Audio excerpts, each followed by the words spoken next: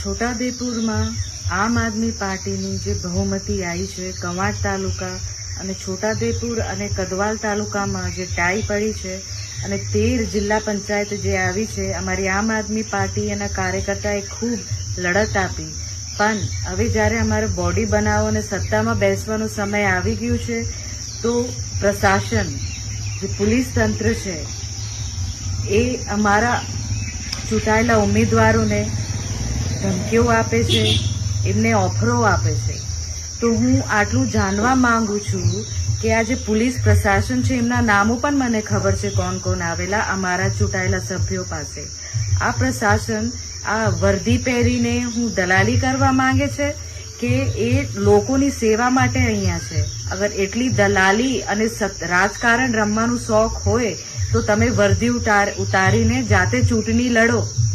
આમ આદમી પાર્ટીના ઉમેદવારોને તમે દાદ ધમકી આપો છો અને એમને ખોટા લોભ લાલચમાં ફસાવા માંગો છો અથવા ખોટા કેસો કરી દો એવા તમે ધમકીઓ આપો છો, તો તમે આ કરવા શું માંગો છો?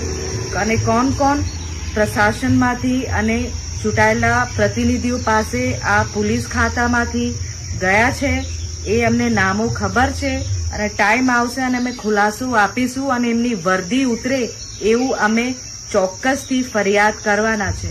તો તમે ચેતી જાઓ, બીજેપીના તલવા ચાટવાનું તમે બંધ કરો. આમ આદમી પાર્ટીની સત્તા આવી છે, લોકો આ જન આદેશ છે અને તમે જન આદેશ વિરુદ્ધ કામ કરશો તો એના વિરુદ્ધ તમારા ઉપર પણ કાર્યવાહી થશે. તો હું એક નમ્ર વિનંતી કરું છું કે જે પણ આ ષડયંત્રમાં બીજેપીના જે દલાલો છે આવીને અમારા ઉમેદવારોને તોડવા માંગે છે કે એમને ધમકાવે છે, એ ચેતી જાય ને તો એમનો વારો છે. ખૂબ ખૂબ ધન્યવાદ.